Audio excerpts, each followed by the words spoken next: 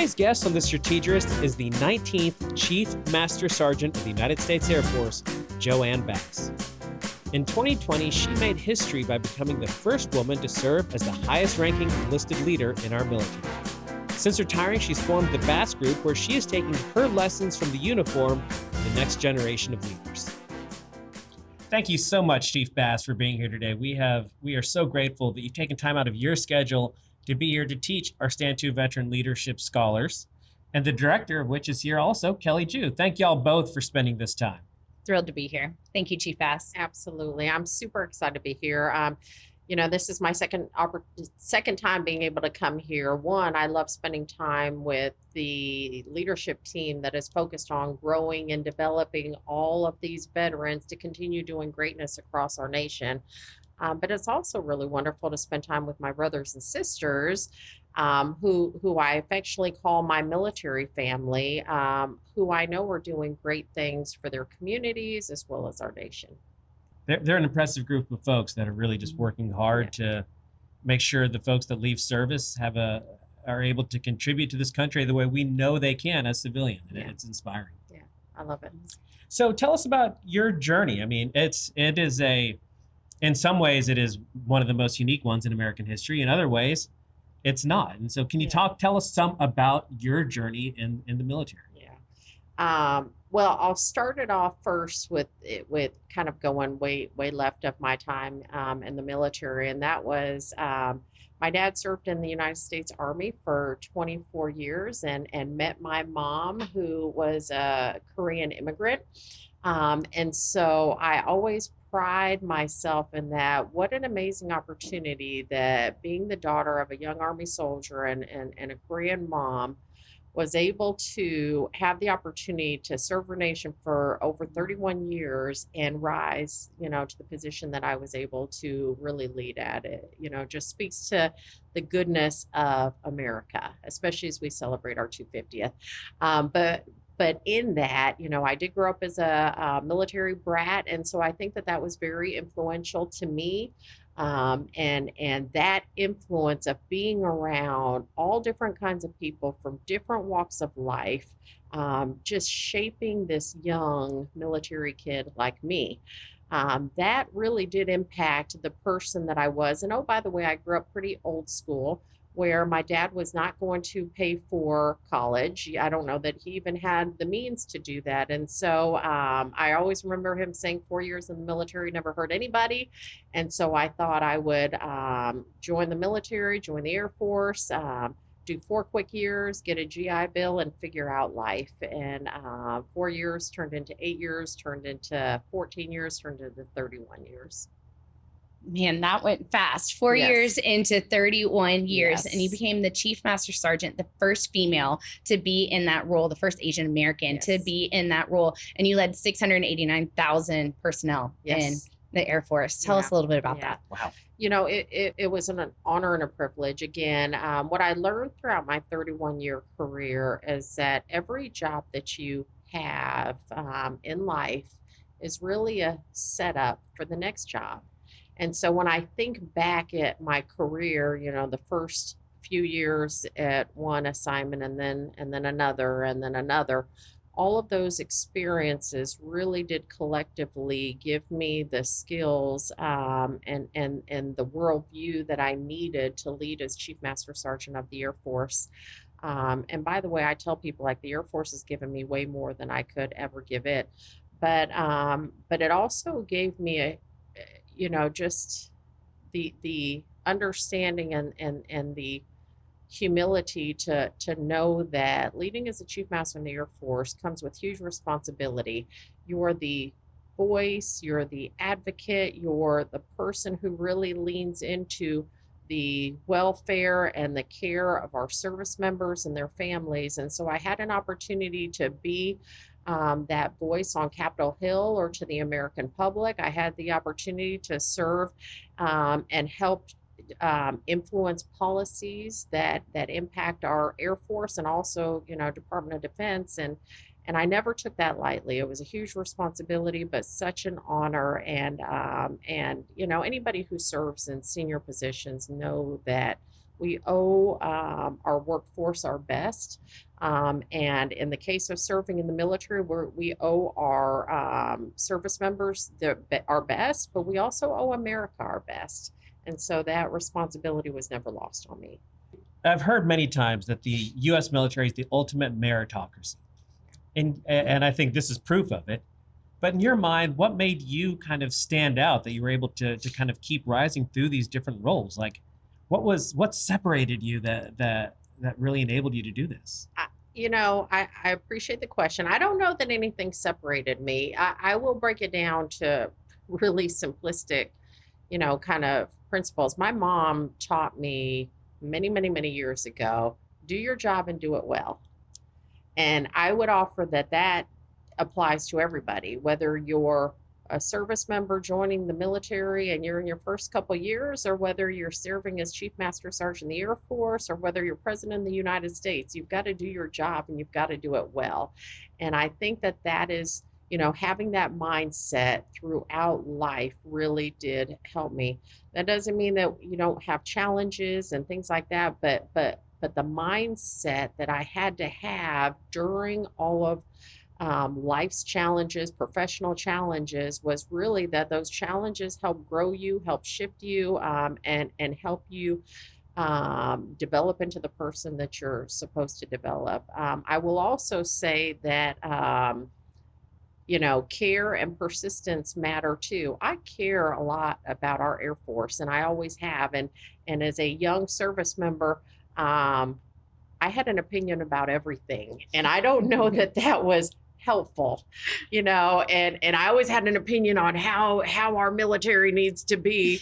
And it's interesting to look back at, wow, now I have an opportunity to help impact the policies that impact our service members. And so now, again, through the thoughts of, and kind of the reps and sets you get as a leader, I'm now in a position where I can actually do something about it.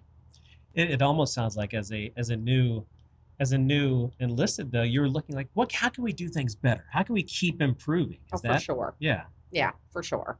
And also having phenomenal teammates and coaches and frontline leaders who allowed me the grace to kind of voice my opinion, even when it wasn't asked for. And to help show me ways to constructively be able to get after fixes toward those things. One last on that is I always love to continually mention, every job you have sets you up for the next one. And one of the things that was also very helpful is I served in some positions where it taught you how to change organizations really at scale and at the enterprise level. And so those things really were helpful, having those kind of competencies before I got into my final position in uniform. That's great. And you, in your leadership style, you speak a little bit about the mentors and the leaders that you served behind and had in your life. Yeah. And you preach so much in such a beautiful way how mentorship is so important to the generations coming behind us. Yeah. Can you speak a little bit about why that's important and the mentors that led you? Absolutely. One of the questions I normally always get asked is like, who was your biggest mentor? And I can never say just one person, because there were so many people that influenced who I am. And that's from, supervisors that I had, neighbors that I had, and other leaders. One of the other things my mom taught me is to always learn from people. And so I was very observant, and I would watch and learn some people who communicated well, and they would be my mentor in that. And oh, by the way, they never knew that they were my mentor. I would just watch and see how they communicated, or I might see another leader who connected well with their workforce, and how can I connect in that same way. And so I had a lot of mentors, and I knew that if it took a village to grow me and into the leader that I am, that it's the same for every single one of us, and that we can glean something from everybody that we encounter. And so if we'll only take the opportunity to be present in the moment and to think about who do we have around us that we can pour into even if it's just a hello, how are you? It goes a long way. I would be remiss though, because my husband would be like, I wasn't your mentor. My husband served for 27 years in the United States Army, and he really was a huge influence to who I was. We've been married almost 30 years, and his mentorship to me, unsolicited at times, but his mentorship to me to help keep me grounded, to give me basic leadership principles, a lot of Army training to an Air Force girl, was very foundational in the leader that I became as well. That's incredible. You had a great support system around you and your your daughters as well. So having them around to have a place that you can go back home to as you're mentoring others and having it poured into you, very important. Yes. So we often talk here about transition, the act of moving out of active duty military and then to civilian life. That's something that you've actually pretty recently gone through, as I understand. Yes. And so how's that experience been for you? And has that changed how you view your service and as you look back? It does. And I tell people all the time that, once service has been a part of who you are, you don't change, right? Like you just find different ways to serve. And so I am no longer in uniform, but I'm still very focused on the things that matter to me, which is national security and people. And so I just serve in a different kind of way. And when we think about transition, what's interesting is when I transitioned, what I knew for certain was, as I was preparing for my retirement, is my identity has to be in things outside of the uniform that I wear. Because when I take off the uniform, if my identity is only in that, and when the phone quits ringing, I'm going to be crushed. Like, I don't know if I would know. And so before I retired, I started to really pay attention to make sure that I had a very strong foundation and identity in being a mom and being a spouse and being a sister, a community volunteer. And so all of those things helped that when I took the uniform off, that transition just wasn't as hard. And then what I was going to do in the future, I had to put some thought into that too, when I was very deliberate in anything that I do in the future. For me, in my case, I was going to, kind of only do things that I love, do things that I'm good at, and things that make a difference. And so as opportunities came, that was my litmus test. And if they met all three of those categories, then I'd get involved. I love the story that you recently flew into DCA in DC and you went to the USO. Yes. And you saw your dad, who is served in the Army and outside of military, who's still serving the community. Yes. How was that? That was really cool. So it's fun because, we talk about you take off the uniform, but you're still serving. So, my dad served 24 years in the Army and then he did other things, but then he still loved the thought of being able to serve. And so he serves for the USO. He did that in Utah, and then he also does it in Washington, D.C. And I think he has like a sign around him. I'm not sure, but I think he has a sign that says like, I'm Joe's dad. Like I love because that. I get pictures. Proud, I'm sure. I get selfies and pictures of my dad and somebody like all the time. And I love that he's serving because he just wants to do something for our veteran community. And that's what most of our veterans are like. But it was really sweet to see my dad, and kind of give him a hug. And he still treats me like a kiddo. And I have to remind, like, Dad, I led the Air Force. Like, I mean, I kind of know. 689,000. It doesn't change, right? Like I used to, when I was Chief Master in the Air Force, I'll never forget. I used to get phone calls from my dad. Hey, how's your PT? And, are you doing okay? You got to do your run well. And I'm like, thanks, Dad. Like, I got it. But again, he never took off his hat of being dad. So important. So when you, as you've transitioned, have you seen things that, have you noticed how we can maybe support veterans better as a nation? Like, what are you seeing that we can do better? We talked earlier. You're always saying, what can we do better? So what can we do better? Well, I'm going to actually flip it a little bit, and Sure. I'm going to start it with what can veterans do better? And so what I will say to that first is, I think as part of the veteran community, whether you're the veteran or you're a family member connected to that, we owe it to share our story. Yep. And all of us have an opportunity. When you wear the uniform, you realize that you're just part of the 1% of our nation who serves in the military. That means 99% don't. And so there's a lot of folks out there within our communities who know nothing about the military except for maybe what they might see on TV or hear from somebody that they know. And so I would challenge every single one of our veterans and their family members to connect with folks and just share your story, share, so that people know the goodness about having a strong military and know the challenges as well. And now, what does the rest of America need to do? I would say the rest of America needs to understand that 1% serves our nation. And we are a strong military because of the sons and daughters who selflessly sacrifice and raise their right hands and say that they will support and defend the Constitution. And we are a free nation because of the strength of our military. And so it's upon every single American to really understand and appreciate that, and never take it for granted. How do we make sure that there's always a 1% who wants to do that? Do you ever worry that, like, is the all volunteer force, are people going to lose motivation to volunteer? Yeah, I think that always has to be a priority, and that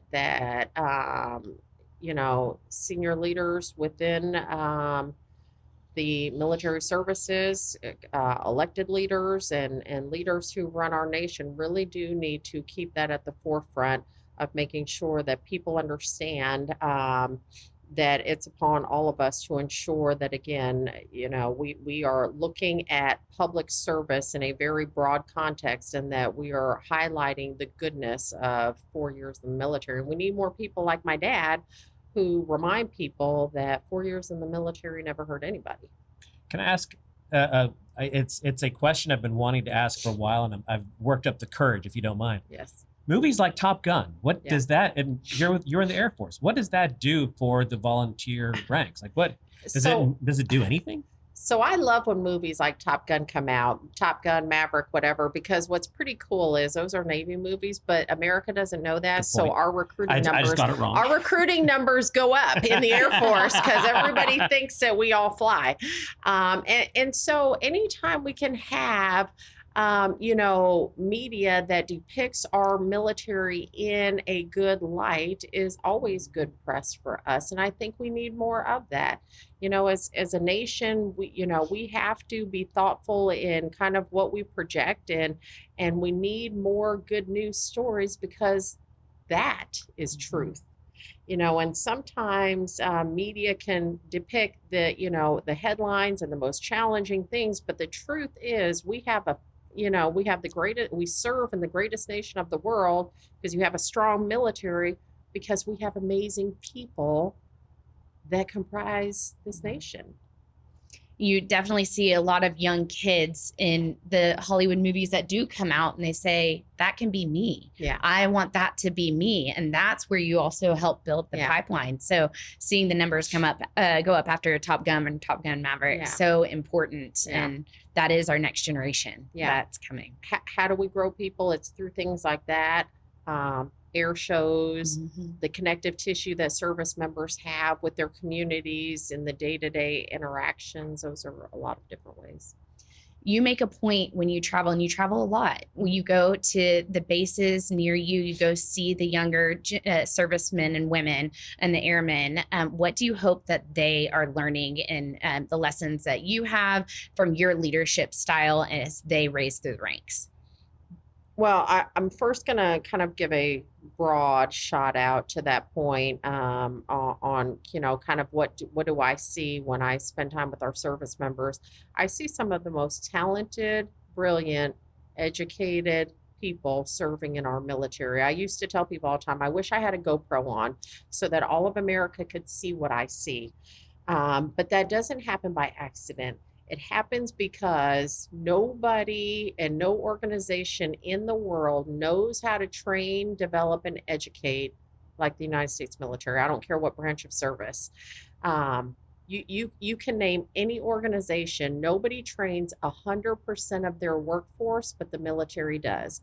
We bring America's sons and daughters in. We give them basic training or a sessions training. We teach them competencies. We teach them core values. We teach how to communicate. We teach how to, get after objectives and mission. And nobody does that, but we empower our 18, 19, 20, 21-year-olds with so much responsibility, and they get it done.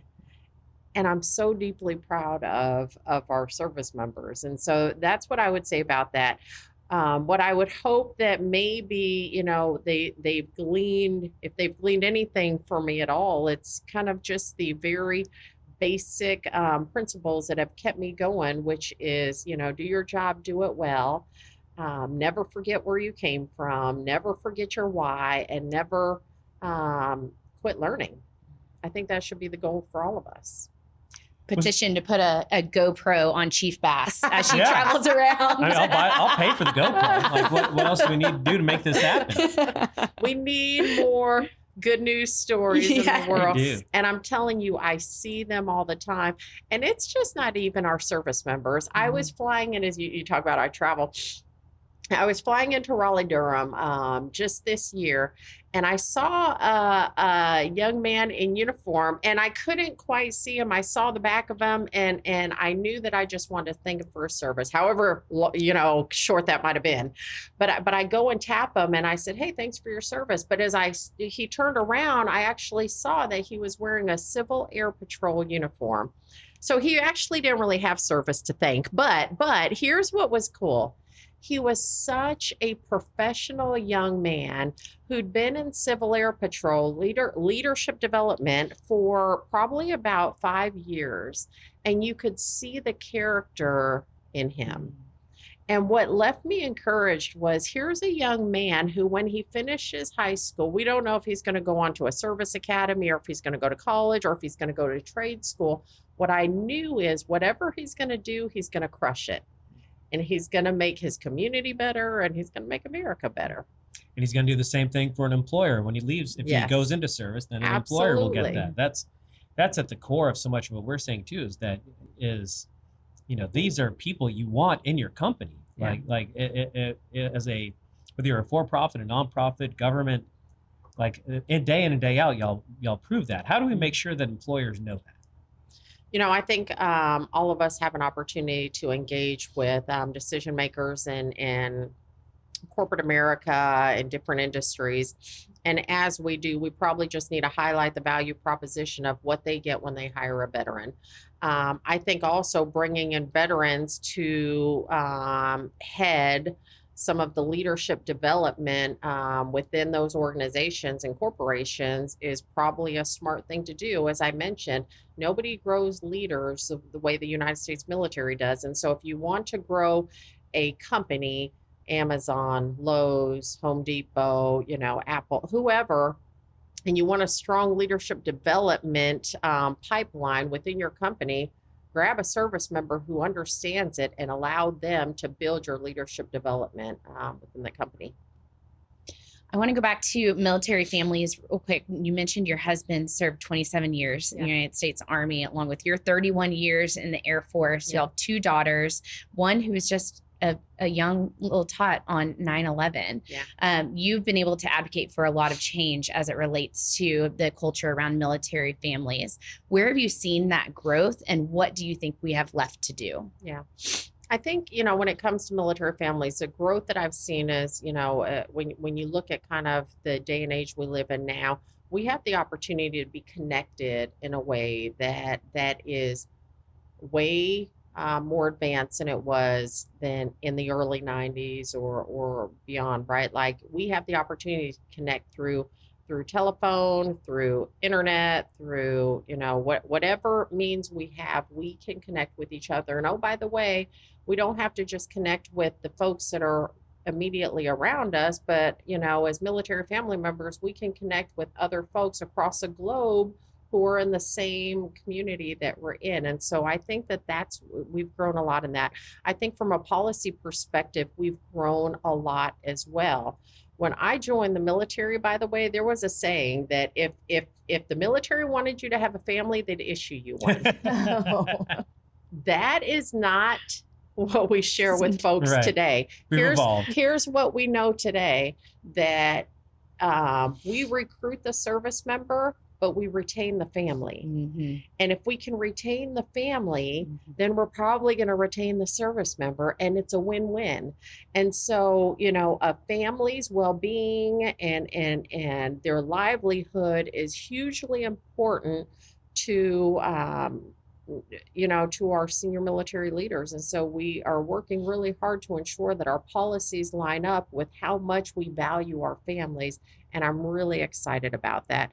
Where do we still need to work? I mean, those changes take time, and our military is huge, all branches of service. And so being able to ensure that we're caring for the most junior level of folks and there's family members, there's going to be, folks that fall through the cracks. We've got to work hard to make sure that they don't. So if you were to be able to give one piece of advice from your career to a 18-year-old today, like what would you really hone in on?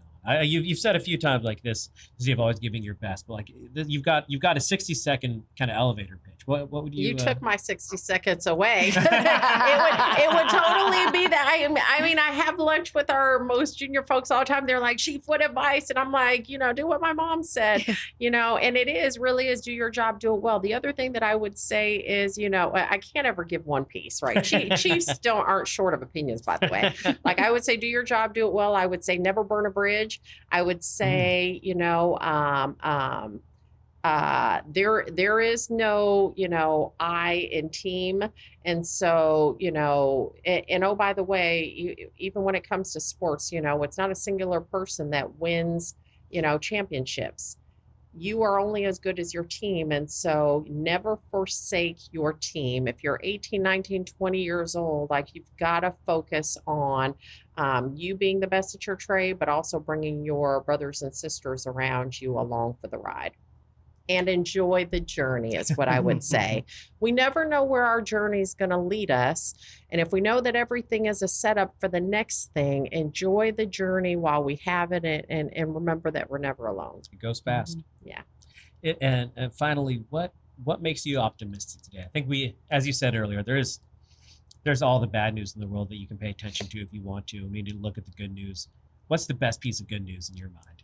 So I will tell you that I'm a persistent optimist. That's just how I view life. We love that here at the Bush Center. That's how you got invited. But that's mindset. And so I learned a long time ago that, right, like, if I feel this way and I think this way and it's all negative, then so it's going to be. And so I'm a persistent optimist. My optimism is in this next generation, because I see it all the time, right? Like, and this next generation gets a bad rap, right? Everybody, has something to say, but what I would say is this next generation is hugely talented, brilliant, and they're ready to tackle our most pressing challenges if only we will guide them, teach them, coach them, and let them go.